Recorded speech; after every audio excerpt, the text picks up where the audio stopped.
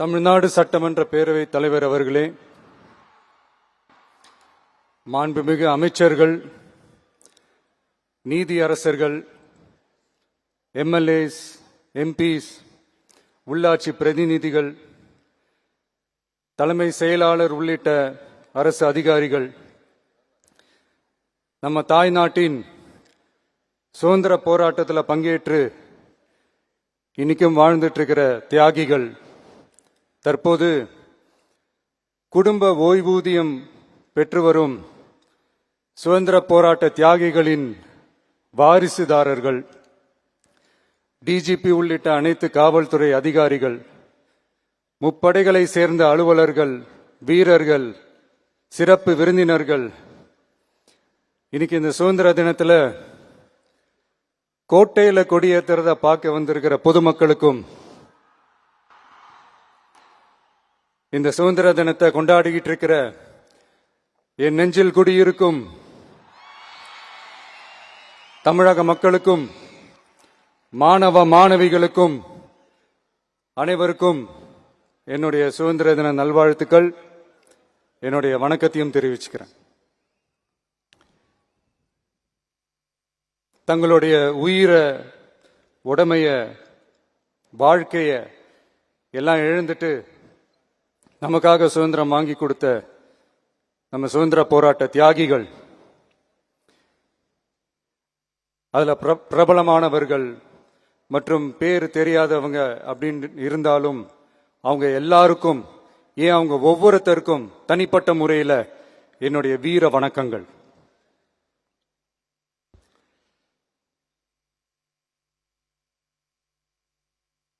நம்மள ஒரு அடிமை மாதிரி வச்சிருக்காங்க அப்படின்னு தெரிஞ்சிட்டாலே மக்கள் மத்தியில் ஆட்டோமேட்டிக்கா ஒரு ஒற்றுமை ஒன்று வர ஆரம்பிக்கும்.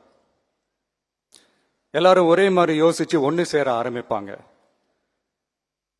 அப்படி ஒன்னு சேர்ற இடத்துல தான் சாதி உடையும், மதம் உடையும், மொழி, இனம் இந்த மாதிரி எல்லாமே உடைஞ்சு நொறுங்கும்.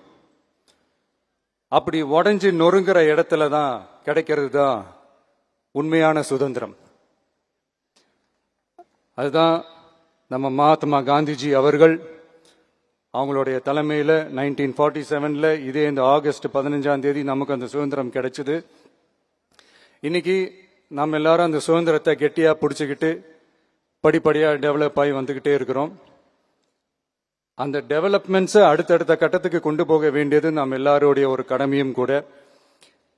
இந்த நேரத்தில் நம்ம தமிழ்நாட்டை லஞ்சத்திலிருந்து, ஊழலிருந்து காப்பாத்துறதும் ஒரு மிகப்பெரிய ஒரு விடுதலைக்கு சமமான ஒரு விஷயம்தான். அதை நோக்கி தான் நம்ம அரசும் செயல்பட்டுக்கிட்டு வந்துகிட்டு இருக்கு.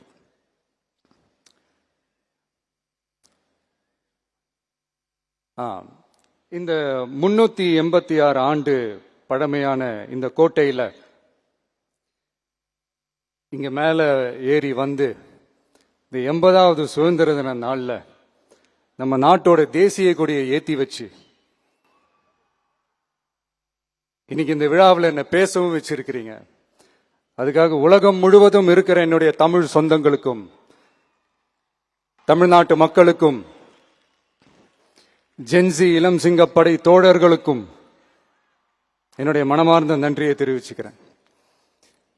பிறப்புக்கும் எல்லா உயிருக்கும் அப்படின்ற ஒரு மிகப்பெரிய ஒரு கோட்பாட்டை அடிப்படையாக வச்சுதான் நம்ம தமிழ்நாட்டை லஞ்ச லாவண்யமற்ற போதைப் பொருள் கலாச்சாரம் இல்லாத, பெண்கள் பாதுகாப்பு, சமூக நீதி அடிப்படையில்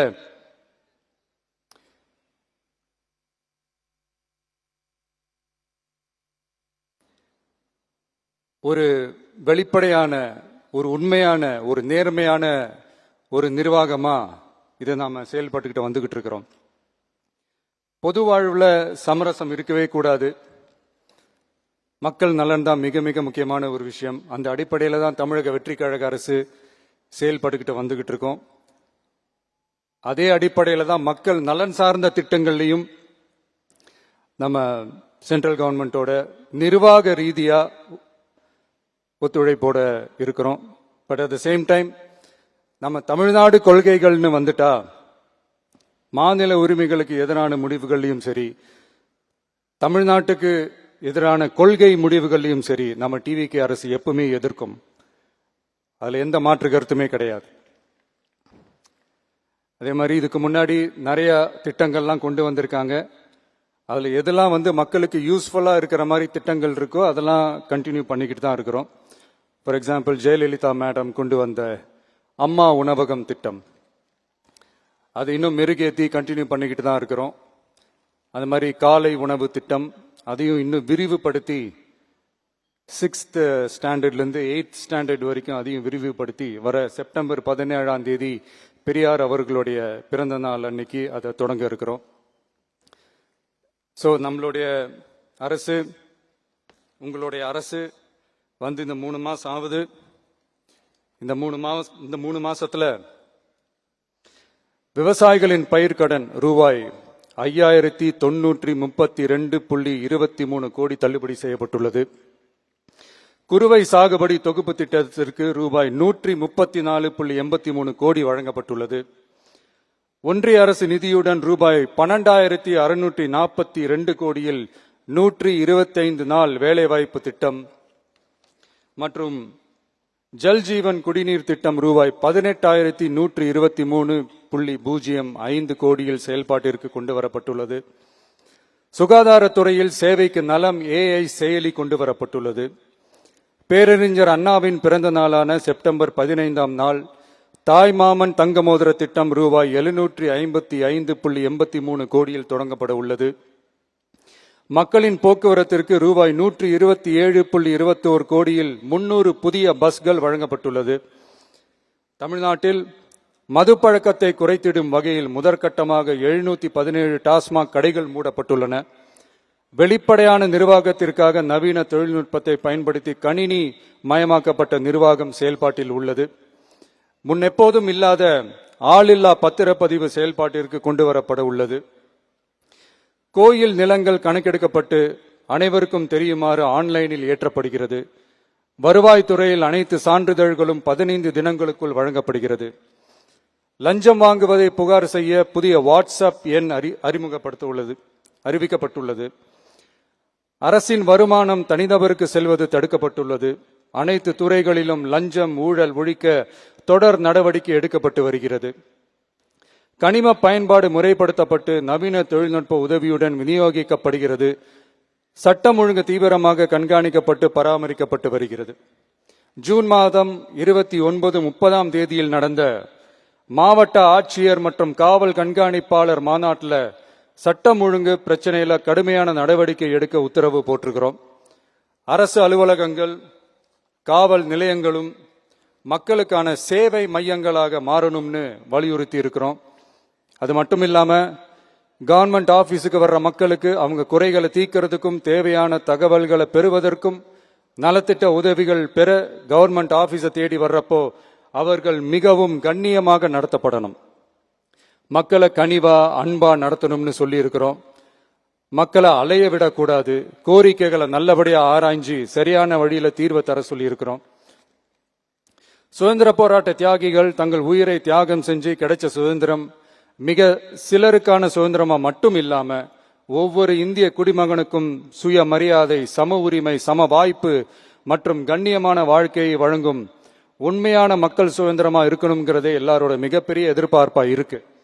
அதை நிறைவேற்றுற பொறுப்பும் நம்மளோடது தான். தமிழ்நாட்டு மக்களோட இணைஞ்சு தமிழகத்தை இந்தியாவின் முன்மாதிரி மாநிலமாகவும் உலக அளவில் வளர்ந்த நாடுகளுக்கு இணையா தமிழ்நாட்டு பொருளாதாரத்தை 2036 ஆண்டுக்குள் $1.5 trillion உயர்த்திட நாம உறுதியேற்போம். மக்களே, எல்லாரும் ஓட்டு போட்டுட்டோம். உங்க அண்ணனை, உங்க தம்பிய, உங்க பிள்ளைய எல்லாரும் ஜெயிக்க வச்சு முதலமைச்சரா ஆக்கிட்டோம். அதனால நம்ம கடமையெல்லாம் முடிஞ்சிருச்சுன்னு சொல்லி யாரும் ஒதுங்கி போயிடாதீங்க. இனிமேதான் நீங்க நம்மளோடவே கூடவே இருக்கணும். உறுதியா நம்ம அரசோடவே கூட இருக்கணும். அப்பதான் உங்களுக்காக இருக்கிற எல்லா நல்ல திட்டங்களையும் என்னால செயல்படுத்த முடியும். 8 கோடி பேரோட அந்த பிரதிநிதி தான் முதலமைச்சர் பதவின்னு சொல்லுவாங்க. அதனாலதான் சொல்றேன், மக்கள் தான் ஆட்சியாளர்கள். இங்க நானு எல்லாருமே, அங்க இருக்கிறவங்க எல்லாருமே மக்களோட சர்வன்ட்ஸ். அப்படிதான் நான் அதை பார்க்கிறேன். வாங்க எல்லாருமா சேர்ந்து நம்ம கடமையை சேர்ந்து செய்வோம்.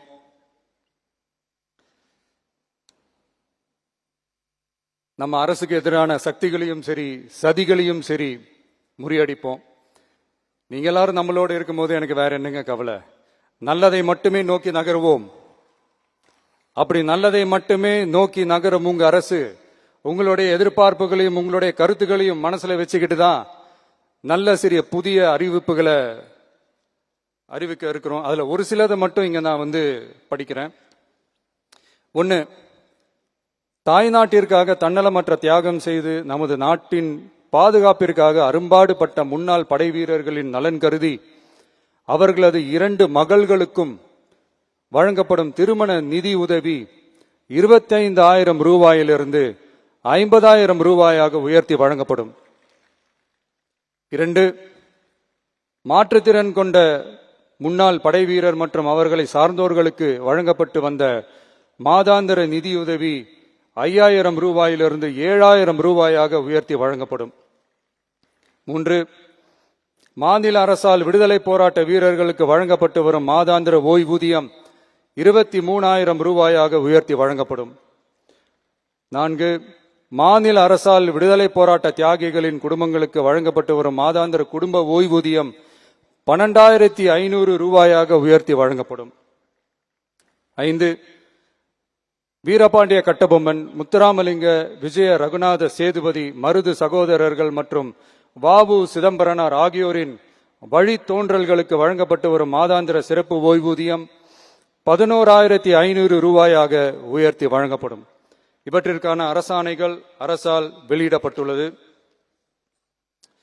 I once again extend my respectful greetings and salute the people of Tamil Nadu who has broken the caste and religious considerations, rejecting money and muscle power, and gave us an overwhelming support to establish people-centric and social justice government. We are on a mission mode to achieve corruption-free government.